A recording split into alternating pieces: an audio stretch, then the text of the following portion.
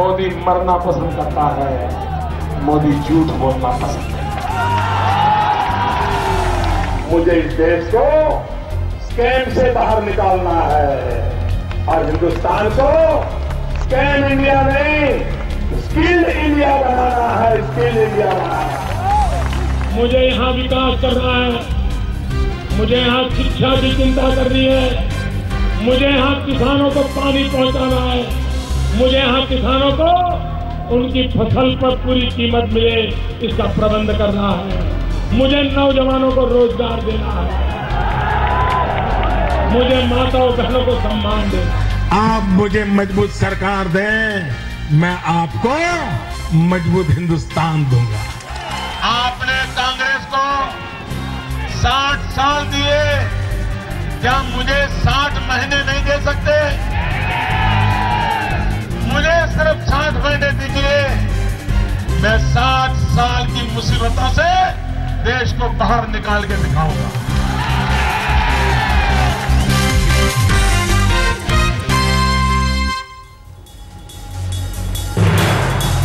नमस्कार, मैं हूं पुण्य प्रसून वाजपेयी। दस्तक में आपका स्वागत है। एक महीना खत्म हो चला है, बचे 59 महीने।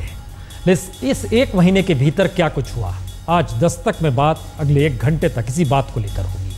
हमारे साथ मेहमान जुड़ेंगे, बीजेपी के नेता, कांग्रेस के नेता और 2 खास मेहमान हमारे साथ स्टूडियो में।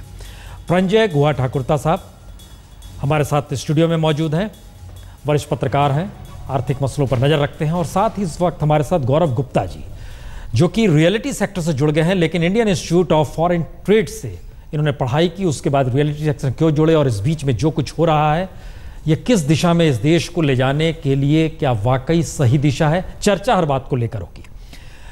लेकिन इस 30 दिनों के भीतर यानी बचे 59 महीने, एक नज़र डाल लेते हैं इस 30 दिनों में क्या खोया, क्या पाया।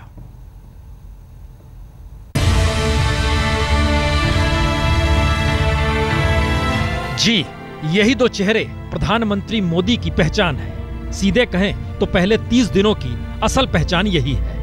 कैबिनेट छोटा है, नए चेहरे हैं, और दूसरी पहचान है नौकरशाहों को पीएमओ में बुलाकर सीधा संवाद करना। पीएम मोदी की असल टीम यही है जिसके जरिए अच्छे दिन आएंगे। लेकिन बीते 30 दिनों का सच क्या है? सच कह सकते हैं ईमानदार नियत है, लेकिन सच दूसरी तरफ यह भी कह सकते हैं कि नीतियों के भरोसे महंगाई पर नियंत्रण ना कर पाना भी है। और शायद असर इसी का है।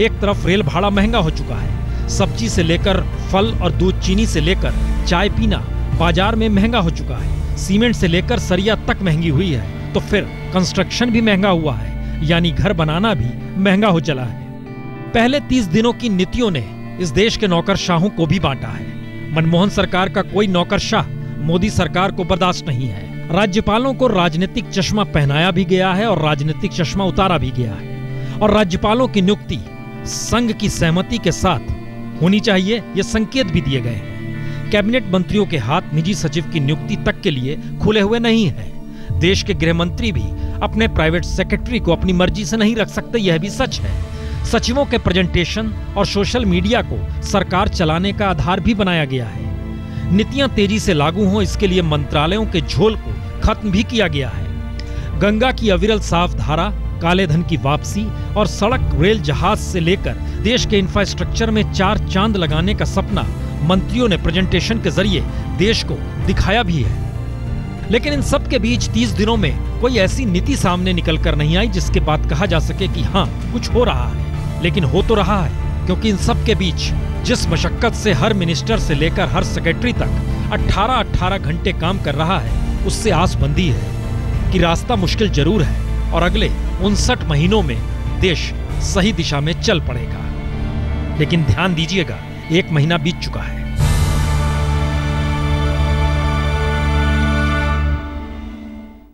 इस वक्त हमारे साथ micro, small and medium enterprises जी मंत्रालय के कलराज मिश्र जी हमारे साथ जुड़े हुए हैं। कलराज जी, पहला सवाल तो यही, 30 दिन बीत गए, इन 30 दिनों में आपको क्या लगता है क्या हुआ? मैं कह सकता हूं कि 1 महीने के अंदर हमने एक ऐसा वर्क कल्चर विकसित किया है कि जिसके आधार पर आम जनता को लगने लगा है कि ये सरकार काम करने वाली है और भविष्य में कुछ इसका परिणामदायक काम होगा।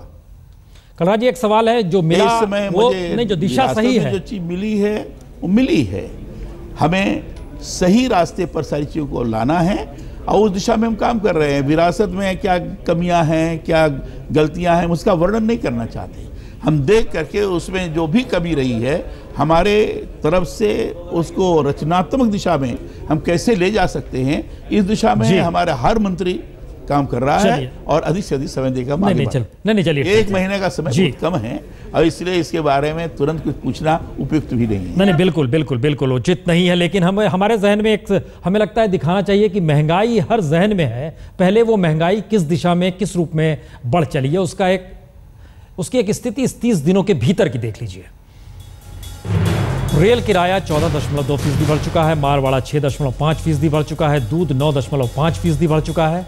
ये इस 30 दिनों के भीतर की स्थिति हम आपको दिखला रहे हैं। इसके अगले हिस्से में आपको दिखलाते हैं, क्योंकि लगातार हर क्षेत्र में, सब्जी में लीजिए, आलू, चावल, फल, तीनों की स्थिति आप देख सकते हैं। 31%, 12%, 7%, सीमेंट सरिया 15 और 10%, इस स्थिति में चीज़ें आकर बढ़ चुकी हैं। हम इससे आगे बढ़ें। एक सवाल प्रांजय, सबसे पहले तो ये आपके जहन में, पॉलिटिक्स हमारे साथ जुड़े और पॉलिटिक्स के करने वाले नेता जुड़े, हम उनसे सवाल करें, लेकिन क्या इकनॉमी जिस दिशा में जानी चाहिए इस 30 दिनों में उसकी दिशा लग रही है, सही है?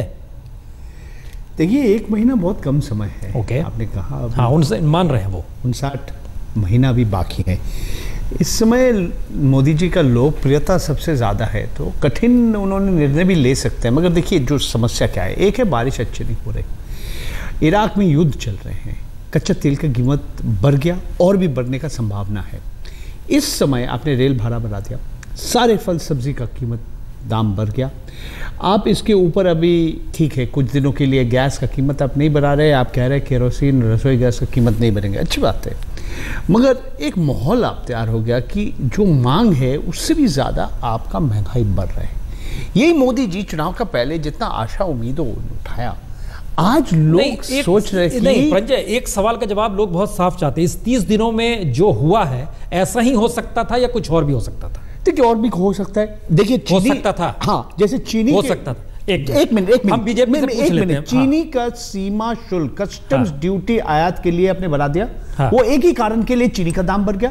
ये आप नहीं कर सकते। आप नहीं कर सकते। हाँ ठीक है, महाराष्ट्र में चुनाव हो रहे हैं, वहां का चीनी का मिल मालिकों को आप कुछ कंसेशन देने चाहते हैं, तो इसके लिए आप चीनी का दाम भी बढ़ा। गौरव, जो रियलिटी सेक्टर की जो स्थिति है, घर बनाने की जो स्थिति है, सीमेंट और सरिया क्यों महंगा हो गया? आप लोग चूंकि रियलिटी सेक्टर से जुड़े हुए हैं, क्यों लगता है क्यों महंगा हो गया? देखिए जो सरिया और सीमेंट है उसका महंगा होने का मेन रीज़न है उसके रॉ मटेरियल। जब तक उसके रॉ मटेरियल जैसे कोल है, कोल एक सरिये में भी और सीमेंट में भी, दोनों की प्रोडक्शन में यूज़ होता है, जब तक हम सप्लाई साइड बॉटलनेक्स को क्लियर नहीं करेंगे, रॉ मटेरियल की सप्लाई जब तक नहीं बढ़ेगी, तब तक इन रॉ मटेरियल की कीमत नहीं कम आ सकती, सरिया हो या सीमेंट हो। बट मेरा मानना यह है कि 30 दिन के अंदर सरकार ने कुछ ऐसे कदम उठाए हैं जिससे एक आगे दिशा लग रही है कि आने वाले सिस्टम्स अच्छे होंगे। रियल एस्टेट की जो सबसे बड़ी प्रॉब्लम है अप्रूवल्स की, अप्रूवल्स आने वाले समय में एक सिस्टमैटिक समय में ये मैसेज इस 30 दिनों का है कि दिशा सही है, ये मैसेज है आप कह रहे हैं? मैं ये कह रहा हूँ मैसेज बिल्कुल है कि दिशा सही है, बट हमें अपने ऑब्जेक्टिव तक पहुंचने में जरूर कुछ ऐसे कड़े कदम उठाने पड़ेंगे जिससे इकोनॉमी लंबे समय में स्ट्रांग बने और हम वो ग्रोथ ऑब्जेक्टिव तक पहुंच सकें। सुधांशु त्रिवेदी जी बीजेपी के नेता भी हमारे साथ जुड़ चुके हैं। सुधांशु जी, इस 30 दिनों के भीतर प्रांजय कह रहे हैं कि कुछ ऐसा कदम उठाया जा सकता था जिससे लगे बोझ ना पड़ता जनता पे, और हमारे साथ दूसरे जो शख्स हैं वो गौरव गुप्ता हैं, Indian institute of foreign trade से निकले हुए हैं पढ़ाई करके, लेकिन रियलिटी सेक्टर में आ गए हैं। वो कह रहे हैं कि दिशा ठीक है। हमारा सवाल आपसे ये है, क्या सत्ता में जो जनादेश मिला है आने के लिए, उस जनादेश ने ये पावर दिया है कि जनता महंगाई सह सकती है, या एक दूसरी स्थिति बनती है कि जी नहीं, महंगाई नहीं सहेगी, हम पहली बार एक पॉलिसी डिसीजंस इस तरीके से ले जिससे महंगाई से पीड़ित आहत लोगों को तुरंत राहत मिलनी चाहिए थी और एक लॉन्ग टर्म प्लानिंग उसी के हिसाब से होनी चाहिए थी। लगता क्या सुधांशु जी? देखिए, भिन्न भिन्न विषयों पे और भिन्न भिन्न संदर्भों के ऊपर सरकार को क्या निर्णय लेना चाहिए, इसका तो प्रकरणशः इस पर डिस्कशन किया जा सकता है और विशेषज्ञों की अलग अलग राय हो सकती है। मगर आपने जो दिशा की बात कही, दिशा पहले कदम से निर्धारित होती है। पहला कदम, पहला निर्णय क्या था इस सरकार का? 26 जून को शपथ ग्रहण करने के बाद 27 जून को पहला निर्णय लिया कि ब्लैक मनी पर एसआईटी बनाई। याद करिए, यूपीए की सरकार आई थी तो पहला निर्णय उन्होंने क्या लिया था कि पोटा को विड्रॉ किया था, यानी एंटी टेरर लॉ को विड्रॉ किया। यानी बहुत साफ था कि उस सरकार की पहली दिशा क्या थी, विकास नहीं था, पहली दिशा यह थी कि वोट बैंक की सांप्रदायिक राजनीति। हमारी पहली कदम क्या दर्शा रहा है, स्वच्छ, पारदर्शी और भ्रष्टाचार से मुक्त दिलाने का एक राजनीति। नहीं, सुधांशु त्रिवेदी जी, सुधांशु त्रिवेदी जी, एक चीज बता दीजिए, क्योंकि आप काले धन पे आ गए हैं। हमारी जानकारी के मुताबिक सुप्रीम कोर्ट ने इससे पिछली सरकार के सामने रखा था कि आप एसआईटी बनाइए। अगर ये डिसीजन नहीं लिया जाता तो सुप्रीम कोर्ट खुद बनाने की स्थिति में इसके बाद आ जाता। सरकार को निर्णय लेना जरूरी था, 2 दिन बाद वो वक्त लैप्स कर रहा था। उसके बाद एक चीज और बता दें, जस्टिस एमबी शाह की अगुवाई में आपने एसआईटी बनाई। हमें जहां तक याद है 2011 में जस्टिस पीवी जीवन रेड्डी की अगुवाई में एसआईटी गठित करने का निर्देश सुप्रीम कोर्ट ने दिया था। सवाल यह खाली आ रहा है कि उस वक्त बैंक ऑफ लिस्टाइन ने 26 लोगों के नाम दिए थे, संसद में खूब हंगामा किया गया था, आप नाम नहीं बता रहे हैं। फाइनेंस मिनिस्ट्री में अब बैठे हैं अरुण जेटली साहब, वो नाम कहां चले गए? एक बात। दूसरी बात, आपने कहा पत्र लिख रहे हैं, पत्र लिखने के प्रोसेस में फिर हमें याद आ रहा है 25 जनवरी 2012 प्रणब मुखर्जी वित्त मंत्री थे, पत्र उन्होंने भी लिखा था, और लेकिन बताया था कि कह रहे हैं कि स्विट्जरलैंड कह रहा है आप नामों को मत लिए रखिए सामने, मुश्किल हो जाएगी, उन्होंने नाम नहीं बताए थे। अंतर क्या है, खाली ये भी बताते चलिए कि निर्णय जो लिए गए हैं वो निर्णय दरअसल बैकलॉग के थे, लेने ही थे। कुछ नया डिसीजन इस 30 दिनों में? देखिए, मैंने जो आपसे कहा, अगर आप बैकलॉग के निर्णय कहें तो एक नहीं दसियों ऐसे निर्णय हैं जो कि तत्काल इंप्लीमेंट किए जा सकते थे। मगर जो मैंने बात कही, पहला कदम सरकार क्या उठाती है वो सरकार की मंशा को दर्शाता है, सरकार की क्षमता को क्या दर्शाता है, या आने वाले समय में जनता को इसका निर्णय लेने का समय अवसर मिलेगा। मैं एक और उदाहरण आपको देता हूं। हमारी जो चीन से जुड़ी हुई सीमा है उसके ऊपर कंस्ट्रक्शन वर्क होना बहुत जरूरी है, देश की सुरक्षा को ध्यान में रखते हुए। अब मैं सुरक्षा वाले विषय पे आ रहा हूं। वहां इन्वायरमेंटल क्लियरेंस को लेकर बहुत प्रॉब्लम होती थी। सरकार ने यह निर्णय लिया कि एलओसी के 100 मीटर के अंदर, मतलब 1-1.5 किलोमीटर के अंदर तक में किसी भी प्रकार का अगर वो कंस्ट्रक्शन वर्क करना होगा तो उसके लिए इन्वायरमेंटल क्लियरेंस की एक बहुत जरूरत को काफी हद तक मिनिमाइज किया। यानी हमने एक दूसरे एस्पेक्ट पे तुरंत ध्यान दिया कि ये कैसे इन चीजों को तेजी से इंप्लीमेंट किया जा सके। और दूसरी बात तो मैं एक और कहना चाहूंगा, मार्केट जिस ढंग से रिस्पॉन्ड कर रही है, जनता के रिस्पॉन्स को वो रेजोनेट कर रही है, यानी जो जनता ने कहा है उसको प्रतिध्वनित कर रही है मार्केट, तो कहीं ना कहीं सकारात्मक संदेश। नहीं, ये आप ठीक कह रहे हैं, आप ये बात ठीक कह रहे हैं। परंजय, हम यहां पर एक चीज और चाहेंगे, बाजार ही रियल में क्या बैरोमीटर है बिल्कुल इस देश का, जहां पर कितने लोग पैसा लगाते हैं, और इस देश में जो इस देश के किसानों 3% लोग भी आयकर नहीं देते हैं जी, और शेयर बाजार में कुछ उनका अपना जमा पैसा डालते हैं। देखिए क्या क्या नहीं हो, सिर्फ अर्थव्यवस्था के ऊपर रह जाइए, बहुत सारे बात है। मगर ये देखिए, आपको डीजल का कीमत आपने बढ़ने दिया, ठीक है, आप कह रहे हैं कि पिछले सरकार भी यही किया, आपने कह रहा वही रेल का भाड़ा, वही बात कि पिछले सरकार ने निर्णय लिया, ठीक है आपने लागू कर दिया। मगर मेरा कहना यह है कि देखिए अभी तक मुद्रास्फीति के ऊपर अंकुश नहीं लगा, और आने वाले समय में और भी बढ़ने का संभावना है। आपने प्याज का दाम बोला, आपने दूध का दाम बोला, और भी बढ़ने वाले हैं। क्यों? एक तो है बारिश की बात हो गई, इस साल अच्छी बारिश नहीं हो रही। दूसरी बात है कि कच्चे तेल का कीमत बढ़ने का बहुत बड़ा, अभी भी बढ़ गया और भी बढ़ने का एक संभावना है, क्योंकि इराक में युद्ध चल रहा है और अंतर्राष्ट्रीय बाजार में कच्चा तेल का सरकार के भीतर देखिए मंत्री क्या सोचते हैं। हमारे पास मैसेज आ रहा है कि थावर चंद गहलोत साहब हमारे साथ जुड़ रहे हैं, social justice and empowerment minister हैं। थावर चंद जी, पहला सवाल आपसे हम एक चीज जानना चाहेंगे, इन 30 दिनों को लेकर क्या पहचान है सरकार की? थावर चंद जी।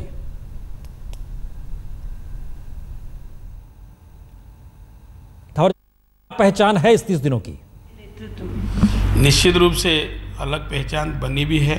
जैसे देश की जनता चाहती थी कि विदेशों में जो भारतीयों का काला धन जमा है विदेशी बैंकों में, वो वापस लाना चाहिए।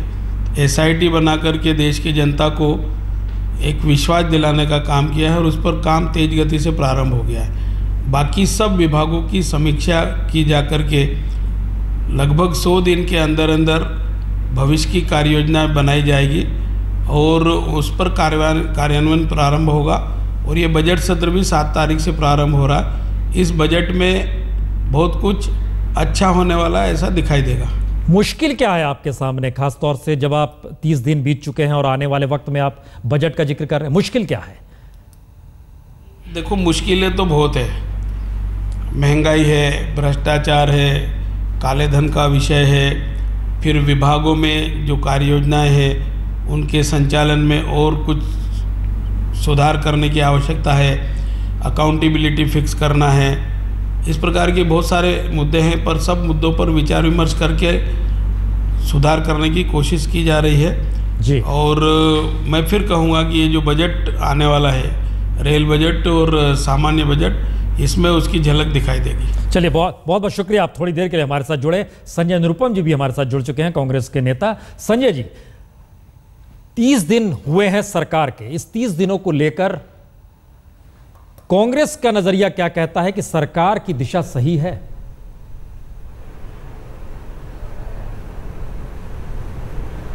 प्रसून जी, प्रारंभ में हमने ये सोचा था कि इस सरकार को कुछ महीने काम करने का मौका मिलना चाहिए और अनावश्यक रूप से आलोचना प्रारंभ में नहीं करनी चाहिए। लेकिन दुर्भाग्यपूर्ण बात यह है कि यह सरकार आते ही इतने सारे गुफअप करती रही, इतनी सारी गलतियां करती रही और इतने सारे जो उम्मीद किए थे लोगों ने, उन उम्मीदों के खिलाफ निर्णय लेती रही कि हम इंतजार नहीं कर पाए इस सरकार की आलोचना या समीक्षा या कामकाज की समीक्षा करने से। अब पहला मुद्दा महंगाई का था। महंगाई के मोर्चे पे यह सरकार 1 महीने में पूरी तरह से फेल हो गई है। दूसरा मुद्दा गवर्नेंस का है। इनके मंत्रिमंडल में शामिल 2 मंत्रियों के खिलाफ एक बड़े सख्त और संगीन किस्म के आरोप लगे। जैसे इनके शिक्षा मंत्री, उनके 2 अलग अलग तरह के एफिडेविट्स आए।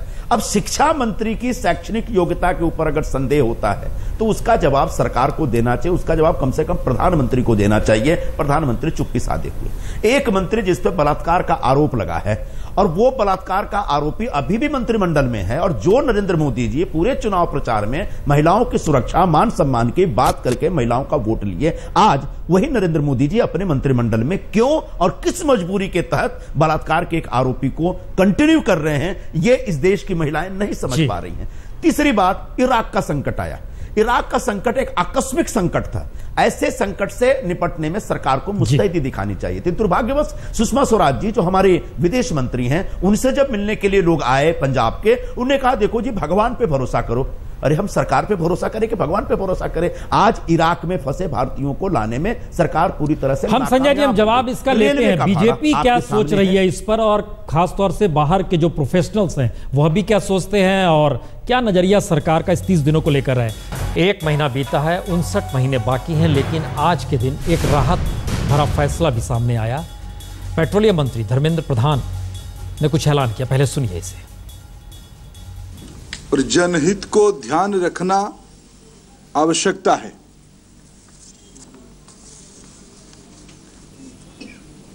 अतः cabinet committee on economic affairs 3 महीने के लिए इस मामले को स्थगित करने का निर्णय किया है। गौरव, एक सवाल, क्योंकि कुछ राहत दी गई अभी 3 महीने के लिए, ऑटोमोबाइल के क्षेत्र में भी राहत दी गई है, ये मैसेज मार्केट के लिए क्या है? मुझे लगता है इन सारे स्टेप से एक मैसेज बड़ा क्लियर जा रहा है कि सरकार एक ऑप्टिमिस्टिक बिजनेस एनवायरनमेंट क्रिएट करना चाहती है। हर किसी भी देश को चलाने के लिए ज़रूरी है कि कुछ पॉलिटिकल कंपल्शंस के अलावा इकोनॉमी को किक स्टार्ट किया जाए। आज की डेट में जो हमारा ग्रोथ रेट 4.5-5% पे आ गया है, कंट्री की बेटरमेंट के लिए ज़रूरी है ये वापस 7 से 8% के ऊपर जाए, और ये तभी हो सकता है जब हमारे कंट्री में होने वाला निवेश बढ़े। ये निवेश हमारे बेसिक इंफ्रास्ट्रक्चर में बढ़े, जिससे ना ही सिर्फ इन्वेस्टेड मनी का मल्टीप्लायर इफेक्ट होगा, बल्कि जॉब क्रिएशन होगा, लोगों का वापस हमारी इकोनॉमी में कॉन्फिडेंस आएगा। और ये तभी आपका सारी चीज़ें पॉजिटिव है जब हमारे जो पॉलिसीज़ एंड डिसीजंस हैं वो लॉन्ग टर्म हो। जैसे कि पिछली सरकार ने कुछ रिट्रोस्पेक्टिव टैक्स डिसीजंस लिए वोडाफोन और नोकिया के केस में, जिससे अंतर्राष्ट्रीय कम्युनिटी का इंडिया में निवेश करने का कॉन्फिडेंस एकदम डगमगा गया। मोदी सरकार ने 30 दिन में एक बहुत अच्छा काम ये किया कि ब्यूरोक्रेसी को दोबारा से किक स्टार्ट करने का प्रयास किया।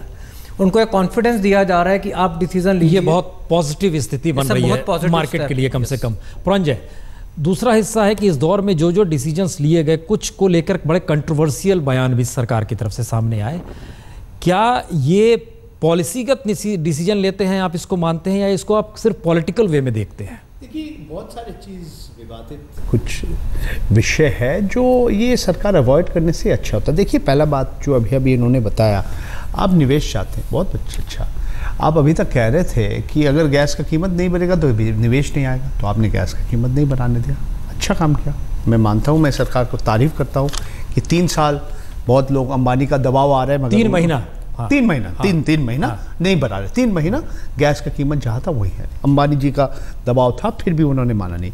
मगर बहुत सारी चीज़ है जो मैं समझता हूँ ये विवाद होना नहीं चाहिए था जी। एक तो देखिए स्मृति ईरानी जी का शिक्षा के बारे में, वो तो इट वॉज अवॉइडेबल। दूसरा बात जी, जितेंद्र सिंह जो कश्मीर के बारे में 370 धारा, ये सारे विवाद कोई ज़रूरत नहीं था। आप कहा कि सिर्फ आप ट्वीट करेंगे, फेसबुक में लगे, हिंदी भाषा में इस्तेमाल कीजिए, ये भी ज़रूरत नहीं था। देखिए, एक IB का रिपोर्ट आया सारे गैर कानूनी संस्थाओं के ऊपर। आप कहा कि ये सारे जो सामाजिक नागरिक समाज का जो संस्था है, इसमें ज़्यादा से ज़्यादा देशद्रोही है, देश का विकास नहीं चाहते, ये सब क्या जरूरत था? VK सिंह जो ट्वीट किया कि आर्मी चीफ को होना नहीं चाहिए, ये कोई ज़रूरत था? आखिरी चीज़, एक चीज़ मैं समझता हूँ, मोदी जी और ज़्यादा संवेदनशील दिखाते हैं तो उनके लिए अच्छा होता। एक है, राजस्थान में 25 सांसद है, उसमें एक ही बंदा को आपने लिया और उनके खिलाफ बलात्कार का एक आरोप है। आप पुणे में एक अल्प उम्र का युवा, एक मुसलमान व्यक्ति को जिस तरह से उनको मार डाला गया, और मोदी जी खामोश, एकदम कुछ तो कहना चाहिए था। तो ये मैं समझता हूँ। उन्होंने भाषण के दौरान एक लाइन बोली थी इस पे, हालांकि बोली थी, मगर हालांकि वो मनाली की दुर्घटना और बदायूं से जोड़ दिया गया था उसे, ये स्थिति हुई थी। सुधांशु जी, क्या लग रहा है कि गवर्नेंस और पॉलिटिक्स एक साथ इस 30 दिनों में नजर आई, या ऐसा लग रहा है कि जी नहीं, ये जरूरत थी सरकार की, इसलिए सरकार ने हर उस मुद्दे को छूने की कोशिश की? जी, मैं मानता हूं कि गवर्नेंस और पॉलिटिक्स दोनों को बहुत ही सकारात्मक और प्रभावी ढंग से छूने का प्रयास किया। जैसे मैं उदाहरण के लिए अभी बिल्कुल एक अलग विषय पे जा रहा हूं। सार्क देशों के सारे राष्ट्राध्यक्षों को बुलाया गया, उनसे बात भी हुई। तो बात केवल व्यर्थ की नहीं हुई कि जैसे पूर्ववर्ती सरकारों में बात हुई थी और उसके बाद पाकिस्तान जाने के बाद उल्टा बजाय 26/11 के आतंकवादियों को वापस करने के समझौता एक्सप्रेस के लोगों की बात करने लगता था। यहां देखिए, श्रीलंका और पाकिस्तान दोनों ने गुडविल गेस्चर दिखाते हुए हमारे मछुआरों को छोड़ा। यानी यदि सकारात्मक संकेत सरकार ने दिया तो उसको कहीं ना कहीं से सकारात्मक चीजें प्राप्त भी हुई। तो यह मैं एक पॉजिटिव मानता हूं कि चाहे सीमा पर कंस्ट्रक्शन का मामला हो, चाहे उद्योग का मामला हो, चाहे विदेश नीति का मामला हो, हर तरफ एक सकारात्मक संकेत आ रहा है। ये बात मैं कहता हूं कि केवल और केवल मार्केट, जी हम कह रहे हैं जो हमने इससे पहले देखिए, हमने शुरुआत जब बुलेटिन किए थे तो उसमें मोदी जी के कुछ पुराने भाषण के हिस्से दिखलाए थे। उसमें 3 बातें बड़ी खास तौर पर रेंग रही थी, जिसका जिक्र संजय निरुपम जी ने भी किया: महंगाई, भ्रष्टाचार और ब्लैक मनी। इनको लेकर कोई पॉजिटिव संकेत नहीं आया है।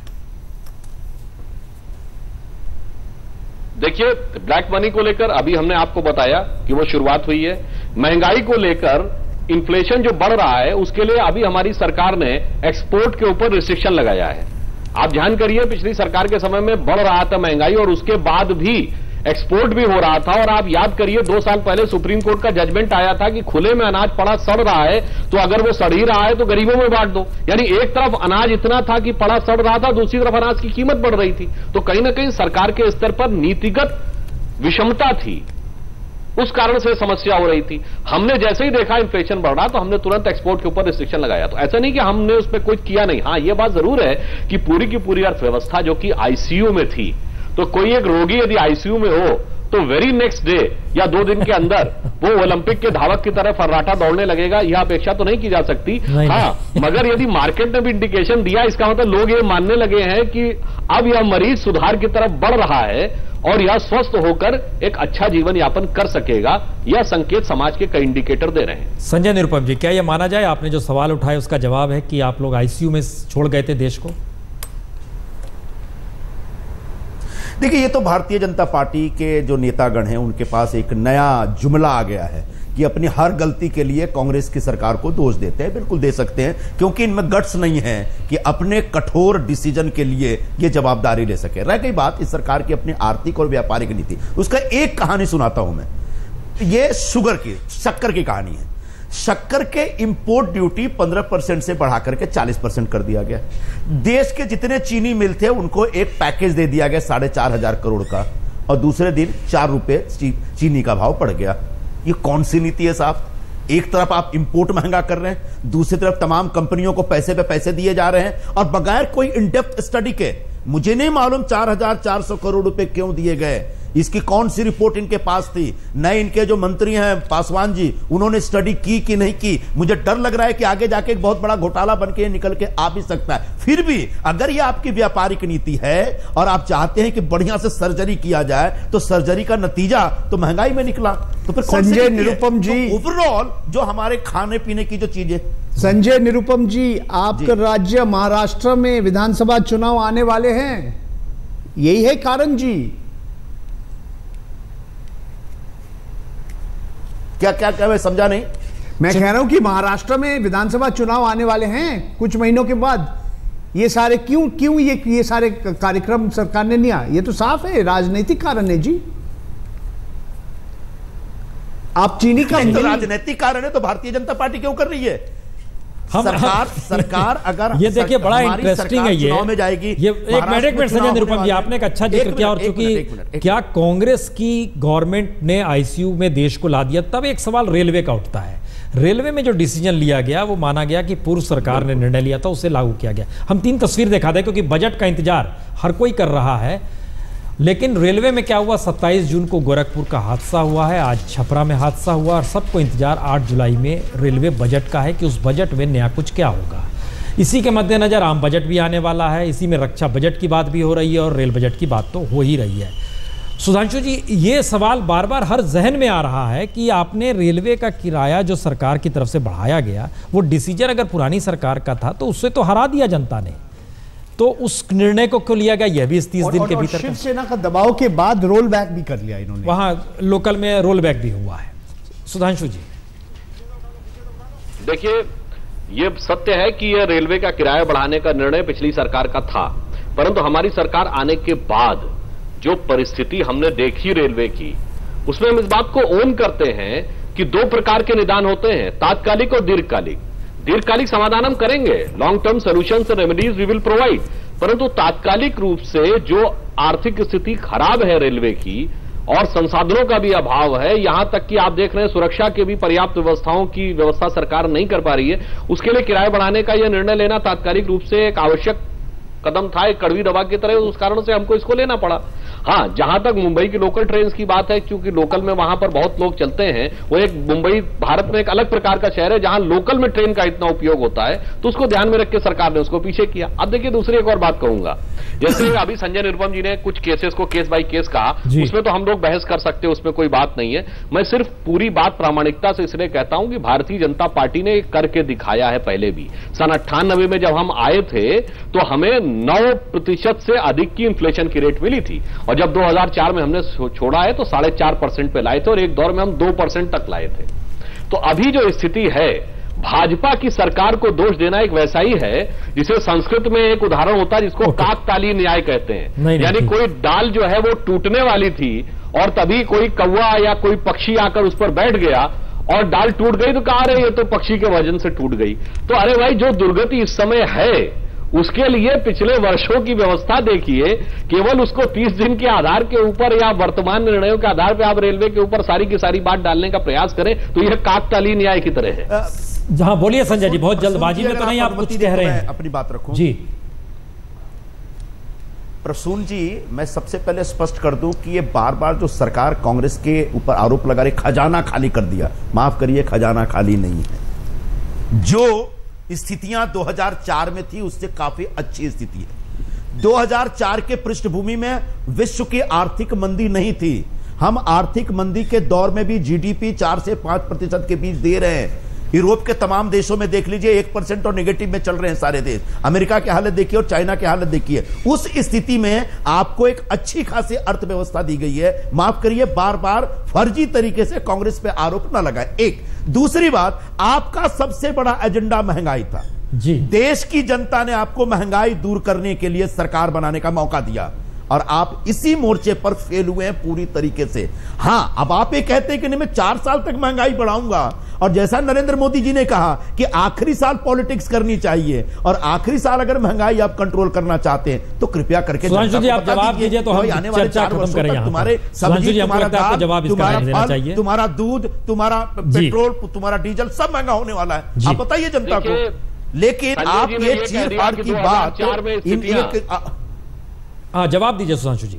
संजय जी ने ये कहा कि हमारी सरकार के समय में स्थिति अच्छी थी और आज ये स्थिति खराब है, तो मैं सिर्फ इतना याद दिलाना चाहता हूं कि हमारी सरकार ने आने के साथ ही न्यूक्लियर एक्सप्लोजन किया था, उसके बाद हम पे आर्थिक प्रतिबंध लग गए थे। 99 में हमने कारगिल वॉर झेला, 2001 में सूखा भी पड़ा। मैं नहीं समझता हूं कि अंतर्राष्ट्रीय आर्थिक प्रतिबंध, युद्ध और सूखे से ज्यादा बुरे हालात इस सरकार ने फेस किए हैं। हमने उस दौर में विकास की दर 4.5% और महंगाई की दर 9 से। हमें लगता है बड़ा कम वक्त हुआ है 30 दिन। हमें तो ज्यादा नहीं संजय निरुपम जी, हमें लगता है कम वक्त हुआ है 30 दिन। हम एनालिसिस करके इसका बैठे थे। पुरंजा एक कमेंट अब यहां पर चाहेंगे बहस के आखिरी हिस्से में।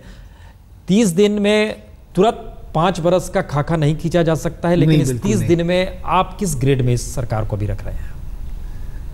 पास कर गया हाँ, मगर फर्स्ट डिवीजन तक नहीं पहुंचा नहीं है। गौरव, आप चूंकि एक कॉमर्स यूनिवर्सिटी चलाती Indian institute of foreign trade पढ़ के निकले, रियलिटी सेक्टर में आए, आपके जहन में बहुत सारी स्थितियां होंगी इस देश को लेकर। इस 30 दिन की सरकार को आप किस रूप में देखते हो? मैं डेफिनेटली सरकार को डिस्टिंक्शन प्लस मार्क्स देता हूँ इस हद तक। डेफिनेटली एक बात मैं और कहना चाहूँगा कि लोगों ने जो सरकार को एक जनादेश दिया है, उन्होंने ये कहा है कि हम सिर्फ पॉपुलिस्ट मेजर के ऊपर आपके साथ नहीं है। कांग्रेस ने सारे पॉपुलिस्ट स्टेप्स लिए, सब कुछ किया, फिर भी वो हारे।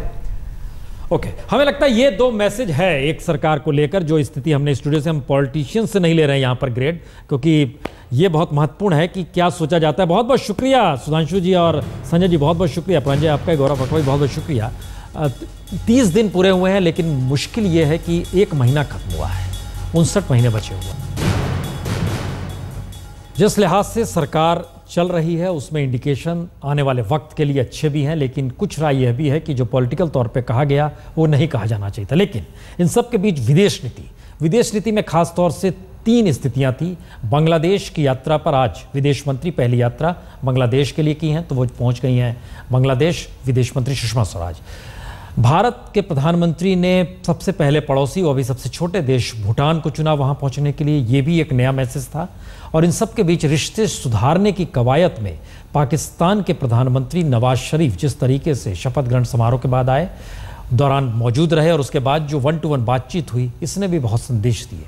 इसके साथ ये भी बड़ा महत्वपूर्ण था कि पहली बार एक ऐसा मौका आया जिसमें भारत और पाकिस्तान के प्रधानमंत्रियों ने आपस में जो एक शानदार तरीके से साड़ी और शॉल का तोहफा एक दूसरे की मां को लेकर दिया। ये एक संवेदनशीलता कहीं दिखाई देती है कि रिश्तों की नाजुक डोर में नाजुक तोहफों के जरिए बांधने की कोशिश दोनों तरफ से हुई है। और शायद इसमें सबसे पहली पहल चूंकि प्रधानमंत्री मोदी की तरफ से हुई, इसीलिए ये कई मायनों में याद भी रखी जाएगी और महत्वपूर्ण भी है। और आने वाले दौर में सरकार के साथ क्या नजरिया होगा विदेश नीति का, उस दिशा में भी ले जाएगा। इसलिए हर किसी को इंतजार है कि अब आने वाले 59 महीनों में क्या क्या किस किस रूप में चीजें इंप्लीमेंट हो।